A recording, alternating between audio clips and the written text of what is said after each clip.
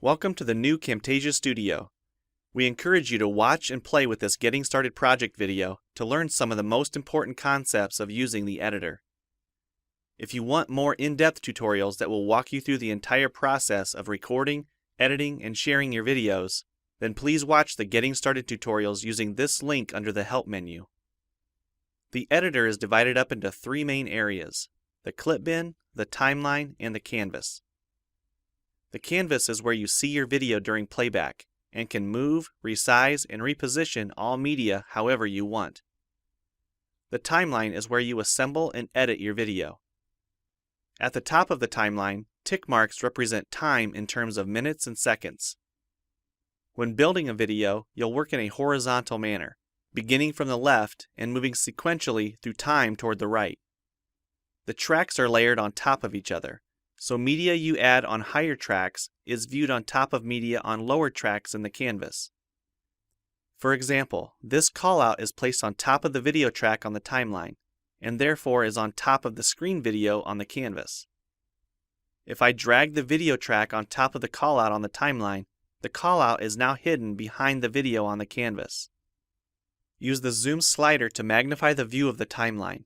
This is very helpful when making precise cuts and selections, like removing ums in your audio.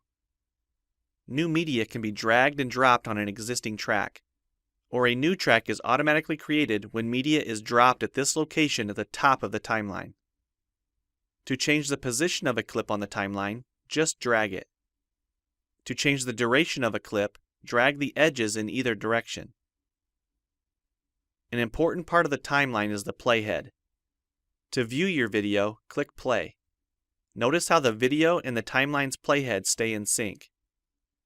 Click anywhere along the timeline and the playhead moves to that point. To remove a portion of your video, make a selection with the green in point and red out point. Then click the cut button. If you don't want media cut on a specific track, just click the lock icon. If you make a mistake while editing, press Ctrl-Z on the keyboard to undo, or choose Edit Undo. Double-click the playhead to deselect. Next, we'll look at the clip bin in the library. The clip bin holds recordings, audio files, images, and title slides being used in the project you're currently working on. The library stores video clips, intros, callouts, title slides, and other media assets you want to use from project to project.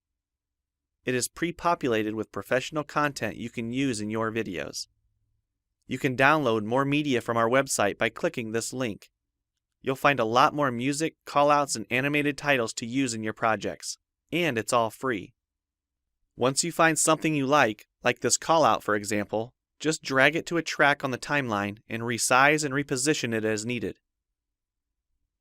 Double-click the callout on the canvas to open the Callouts tab and edit the text, or change any of the text properties like color or size. You can find a number of other callouts to use in your projects by expanding the Shapes menu.